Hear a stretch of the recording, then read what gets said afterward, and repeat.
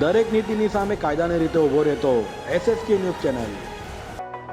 સુરતમાં એકધારો અનરાધાર વરસાદ વરસી રહ્યો છે ત્યારે સુરતમાં ખાડીપુરની સ્થિતિ સર્જાઈ હોય તેમ ખાડીના પાણી બેક મારતા ઘરમાં પાણી ઘૂસી જતા લોકો બેહાલ થયા છે।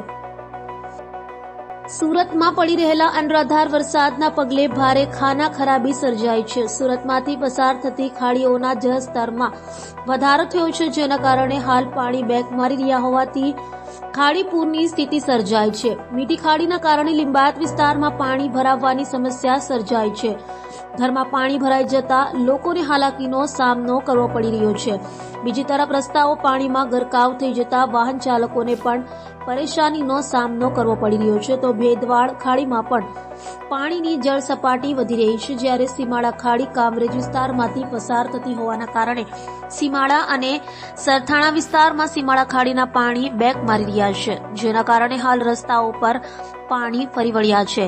સરથાણા પોલીસ સ્ટેશનથી સરથાણા જકાત નાકા સુધીના રસ્તા પર વ્રજ ચોક આસપાસ કમર સુધીના પાણી આવી ગયા છે, જેના કારણે વાહન ચાલકોને ભારે હેરાનગતિનો સામનો કરવો પડી રહ્યો છે, જેથી રસ્તાઓ પર ટ્રાફિક જામના દ્રશ્ય જોવા મળી રહ્યા છે। દરેક નીતિની સામે કાયદાની રીતે ઊભો રહેતો એસએસકે ન્યૂઝ ચેનલ।